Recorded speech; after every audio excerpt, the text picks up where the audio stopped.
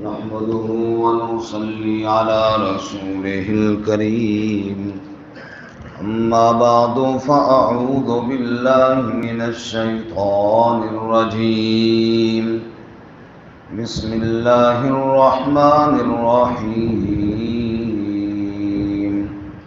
والذين يقولون ربنا اصرف عنا عذاب جهنم إن عذابها كان غراما إنها ساءت مستقرا ومقاما والذين إذا أنفقوا لم يسرفوا ولم يقتروا وكان بين ذلك قواما والذین یقولون اور وہ لوگ کہتے ہیں ربنا اے ہمارے رب اصرف عنا عذاب جہنم پھیر دے ہم سے جہنم کا عذاب ان عذابها بے شک اس کا عذاب کان غراما ہے لازم ہو جانے والا انہا ساءت مستقرا ومقاما بے شک وہ برا ٹھکانہ ہے اور برا مقام ہے والذین اذا انفقوا اور وہ لوگ جب وہ خرچ کرتے ہیں لم یسرفوا اسراف نہیں کرتے وَلَمْ يَقْتُرُوا اور نہ بخل کرتے ہیں وَكَانَ بَيْنَ ذَلِكَ قَوَامًا اور وہ اس کے درمیان میں قائم رہتے ہیں سبحان ربک رب العزت عما یصفون وسلام علی المرسلین والحمد للہ رب العالمین اللهم صل على محمد وعلى آل محمد كما صليت على إبراهيم وعلى آل إبراهيم إنك حميد مجيد اللهم بارك على محمد وعلى آل محمد كما باركت على إبراهيم وعلى آل إبراهيم إنك حميد مجيد معزز سامعین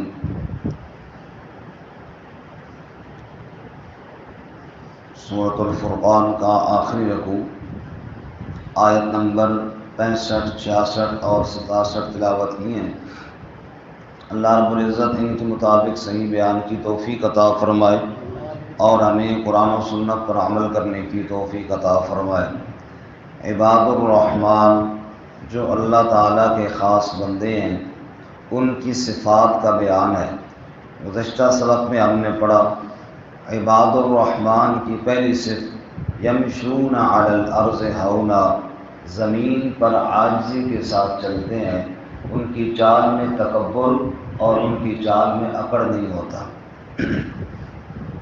دوسری صفت ہم نے یہ پڑھی کہ وَإِذَا خَاطَبَهُمُ الْجَاهِلُونَ قَالُوا سَلَامًا جب جاہل ان سے مخاطب ہوں تو پھر وہ ان سے سلامتی والی بات کرتے ہیں, الجھ نہیں پڑتے. تیسری صفت ہم نے یہ پڑھی وَالَّذِينَ يَبِيتُونَ لِرَبِّهِمْ سُجَّدًا وَقِيَامًا کہ وہ لوگ اپنی رات رب کے سامنے سجدے اور قیام میں گزارتے ہیں. اور چوتھی صفت آج کی سبق میں ہے والذین یقولون ربنا اصرف عنا عذاب جہنم کہ وہ اپنے اللہ سے جہنم کے عذاب سے پناہ مانگتے ہیں. اللہ ہم سب کو عذاب جہنم سے محفوظ فرمائے. اللہ تعالیٰ کا ڈر اور اللہ تعالیٰ کا خوف یہ حکمت اور دانائی کی بنیاد ہے. رأس الحکمت مخافت اللہ.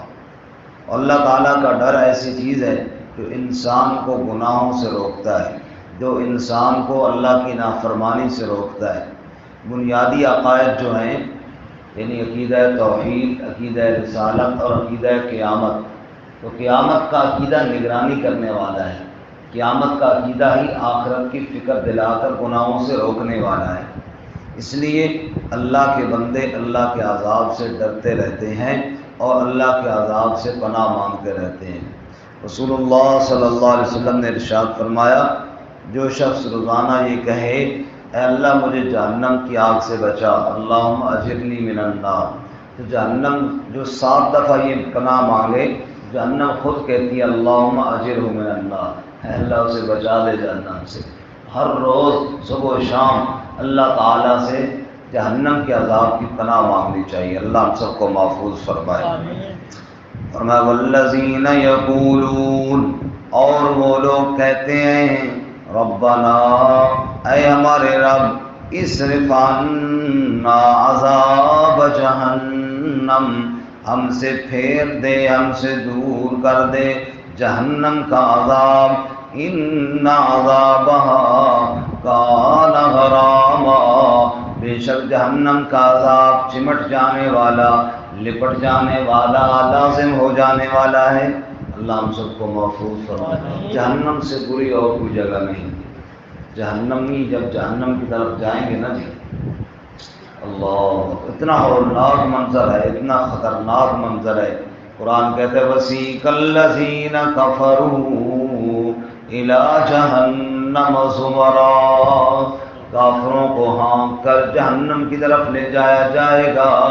جو ہی جہنم کے دروازے پر جائیں گے، جہنم کا دروازہ کھولا جائے گا، وَقَالَ لَهُمْ خَزَنَتُهَا، جہنم کا داروغہ کہے گا أَلَمْ يَأْتِكُمْ رُسُلٌ مِّنْكُمْ يَتْلُونَ عَلَيْكُمْ آيَاتِ رَبِّكُمْ، کیا اللہ کی طرف سے اللہ کے پیغام پہنچانے والے، اللہ کی آیتیں پڑھ پڑھ کر تمہیں سنانے والے دنیا میں نہیں آئے تھے؟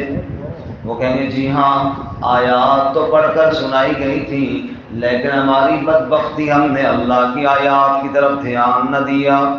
فرمایا اچھا جاؤ پھر، قیل ادخلوا ابواب جہنم خالدین فیہا، جاؤ جہنم کے دروازے کھلے ہیں، ہمیشہ ہمیشہ کے لیے جہنم تمہارا ٹھکانہ ہے۔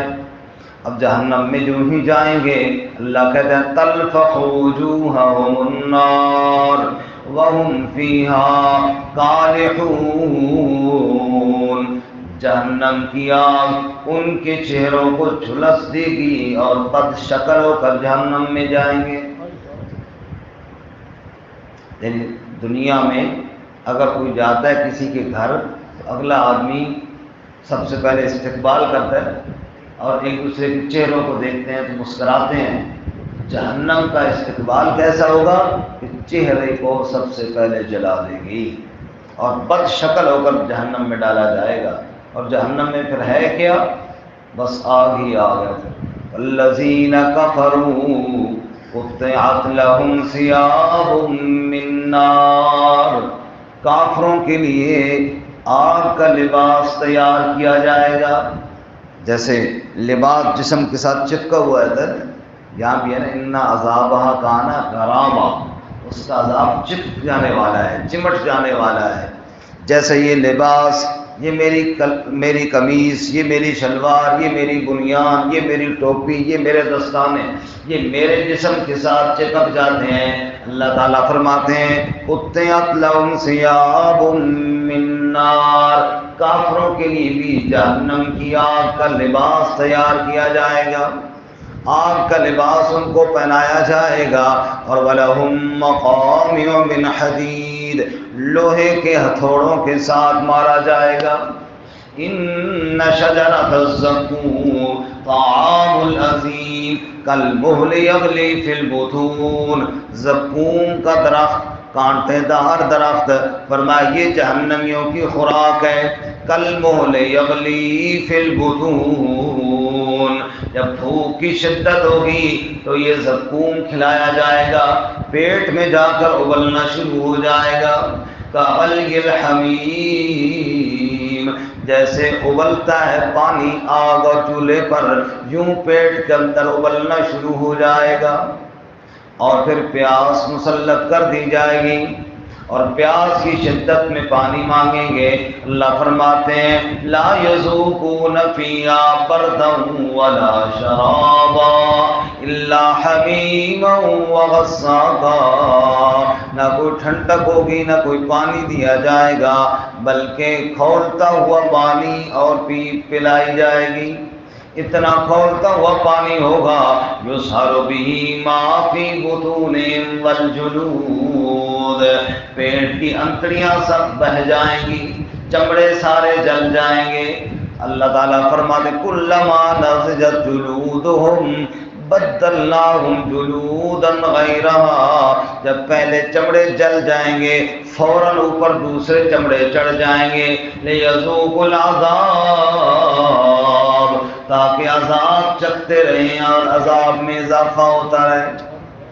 اور جب جہنم کی آگ اور شدت ہوگی، اس کے مزید یہ فرمایا واصحاب الشمال ما اصحاب الشمال فی سموم وحمیم، دھوئیں کے اندر ہوں گے، کھولتے ہوئے پانی کے اندر کبھی پھینک دیے جائیں گے۔ اور جب یہ سارا منظر ہوگا ادھر سے فرشتے فیؤخذ بالنواصی والاقدام، پیشانی اور قدموں سے پکڑ کر گھسیٹیں گے جہنم کی آگ میں۔ پھر جب یہ سارا منظر ہوگا اور جہنم کی آگ میں جلیں گے، پھر پکاریں گے اور چیخ کر کہیں گے ربنا غلبت علینا شقوتنا وَكُنَّا قَوْمًا ضَالِّينَ، اے ہمارے رب ہماری بدبختی ہم پر غالب آئی، ہم گمراہ ہو گئے، ہم بھٹک گئے، اے اللہ ایک دفعہ رحم فرما، ربنا اخرجنا منها فإن عدنا فإنا ظالمون، اے ہمارے رب ہمیں جہنم سے نکال دے، پھر اگر ہم نے گناہ کیا، پھر اگر کفر کیا اور شرک کیا، فَإِنَّا ظَالِمُونَ، یقیناً ہم ظالم ہوں گے، بس ایک مرتبہ نکال۔ اللہ تعالیٰ جواب میں فرمائیں گے اخسئوا فِيهَا وَلَا تُكَلِّمُونَ، دفع ہو کر دوزخ میں پڑے رہو اور میرے ساتھ کلام نہ کرو، میرے ساتھ بات بھی نہ کرو، سب کو استغفر اللہ۔ پھر جب اللہ تعالیٰ سے مایوس ہوں گے، پھر داروغہ جہنم کو پکاریں گے۔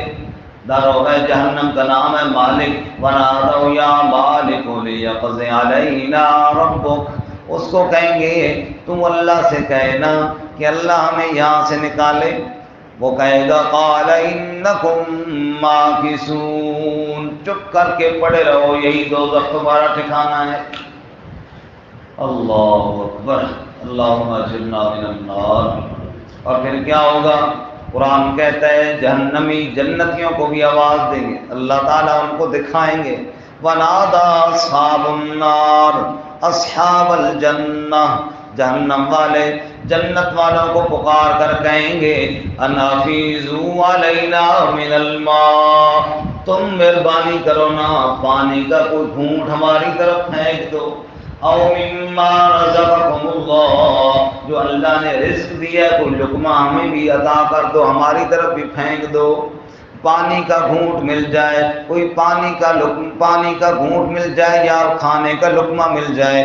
جواب میں جنتی کہیں گے ان اللہ حرمہما علی الکافرین، جنت کے رزق کو اللہ نے کافروں پر حرام کر دیا ہے، نہ جنتی ان کو پانی پلائیں گے، نہ داروغہ جہنم ان کی بات سنے گا، نہ اللہ تعالیٰ کی طرف سے ان کی دعا قبول ہوگی، بلکہ پھر آخر میں اتنی کہیں گے ربنا یخفف عنا یوما من العذاب، چلو نہ نکالو، اتنا تو کرو نا، ایک دن عذاب میں تخفیف کر دو، ایک دن عذاب کوئی ہلکا ہو جائے۔ اللہ تعالیٰ فرماتے ہیں فذوقوا فلن نزیدکم الا عذابا، چکھو عذاب کا مزہ، عذاب میں تخفیف نہیں ہوگی بلکہ عذاب بڑھتا ہی چلا جائے گا۔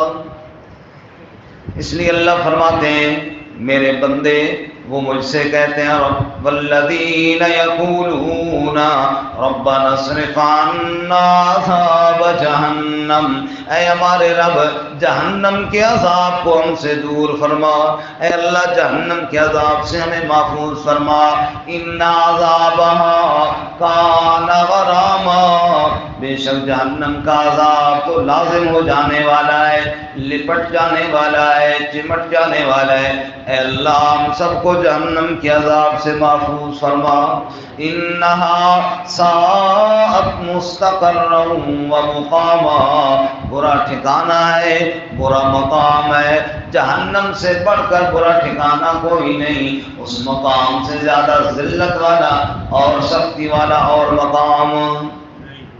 والذین اذا انفقوا، اللہ ہمیں جہنم کے عذاب سے محفوظ فرمائے۔ پانچویں صفت عباد الرحمن کی، والذین اذا انفقوا، وہ لوگ جب وہ خرچ کرتے ہیں، لم یسرفوا ولم یقتروا، نہ اسراف کرتے ہیں، نہ فضول خرچی کرتے ہیں اور نہ بخل کرتے ہیں۔ فضول خرچی کرنا بھی جائز ہے، اللہ تعالیٰ کی نافرمانی میں تو ایک پیسہ لگانے کی اجازت نہیں، اللہ کی نافرمانی اور بغاوت اور گناہ کے کاموں میں تو ایک پیسہ بھی لگائیں گے تو وہ فضول خرچی ہے۔ جائز اور مباح کاموں میں اگر حد سے تجاوز کریں گے تو پھر فضول خرچی ہے۔ مثال کے طور پر آپ کے لیے، ہم سب کے لیے اچھا کھانا بنانا، اچھا کھانا کھانا کوئی منع نہیں ہے، بہترین اللہ نے رزق دیا، اچھی غذا کھاؤ، لیکن اچھی غذا اتنی کھاؤ، اتنی بناؤ جتنی کھاؤ۔ ایک آدمی پیسہ زیادہ ہے تو پھر جناب وہ ایک جگہ پہ، ایک کھانے کی جگہ پہ 20 کھانے بناتے ہیں، لقمہ لقمہ چپ کے باقی پھینک دیتا ہے، تو یہ کیا ہے؟ فضول خرچی ہے، یہ اللہ تعالیٰ کے رزق کی توہین کی جا رہی ہے۔ تو فضول خرچی اور فضول پیسہ لگانا کہ یہاں سے ہوٹل بک کرا رہے ہیں جی لاہور میں اور وہاں جا کے کھانا کھانے جا رہے ہیں، ایسے کئی لوگ ہیں جی، آج جناب چلتے ہیں جی لاہور جا رہے ہیں جی، آج فیصل آباد جا رہے ہیں، فلاں جگہ جا رہے ہیں، فلاں ہوٹل پہ جی، وہاں چیک کرتے ہیں، اور یہ فضول میں ہزاروں روپے خرچ کر کے اور وہاں گئے، کھایا پیا عیاشی کر کے آئے۔ اچھا کھانا تو کھانا جائز ہے، لیکن زندگی کا مشن ہی یہ بنا لینا یہ ٹھیک نہیں ہے۔ زندگی کا مشن ہی یہ ہو جناب آج ادھر جا رہے ہیں اور ادھر جا رہے ہیں، کسی بھی جائز کام میں حد سے زیادہ تجاوز کرنا یہ کیا ہو جاتا ہے؟ حرام ہو جاتا ہے۔ جیسے اعتدال ہر کام میں اچھا ہے، مثال کے طور پر ہمارا وجود ہے، جسم ہے، اس میں بھی اعتدال نہ ہو تو برا لگے۔ یہ جو ناک ہے اگر بالکل چھوٹو سا ہو تو پھر بھی برا لگے، اور لمبا سارا ہو جائے تو پھر بھی برا لگے۔ ہر کام میں حد سے بڑھ جانا، اعتدال سے ہٹ جانا، یہ کیا ہوتا ہے؟ یہ جائز نہیں ہے، اچھا ہی نہیں لگتا۔ تو شرعاً جو کام جائز ہے ان میں بھی حد اعتدال سے تجاوز کرنا فضول خرچی ہے، اور اللہ نے فرمایا ان المبذرین کانوا اخوان الشیاطین، فضول خرچی کرنے والے شیطانوں کے بھائی ہیں۔ اور ہمارے یہاں خصوصاً شادی بیاہ کے موقع پر ایسے ہوتے ہیں، اور مالدار لوگ خصوصاً وہ تو پیسے کا بے دریغ استعمال کرتے ہیں، اور ان کو دیکھی پھر غریب لوگ بھی قرضے لے کر یہ کام کرتے ہیں، کیونکہ بالمزاج بن گیا ہے اور یہ کام کرنا ہے، خصوصاً رسموں میں پیسہ اڑانا ہے۔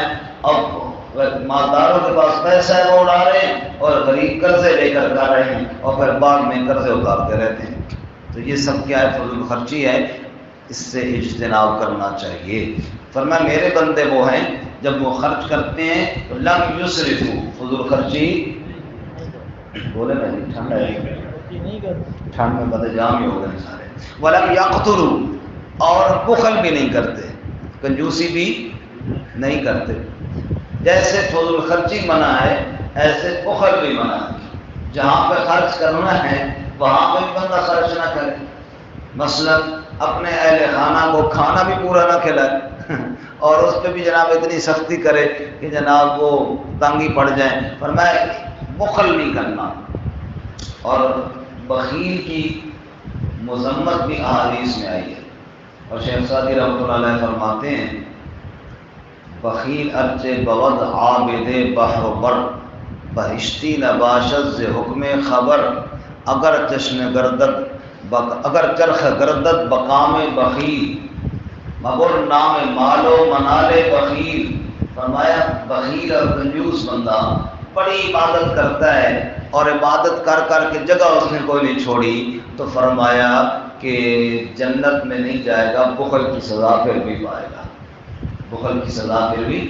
اور کہتے ہیں اگر چرخ گردد بقام بخیل، اگر بخیل کی اشاروں پہ آسمان بھی گھومنے لگ جائے پھر بھی اس کے مال و منال کا نام نہ لے، وہ بندہ اس قابل نہیں ہے کہ اس کو عزت کی جائے جس کو اللہ نے مال دیا ہے اور پھر وہ جائز کاموں میں بھی مال کو خرچ نہیں، اللہ کے احکامات میں خرچ نہیں کرتا۔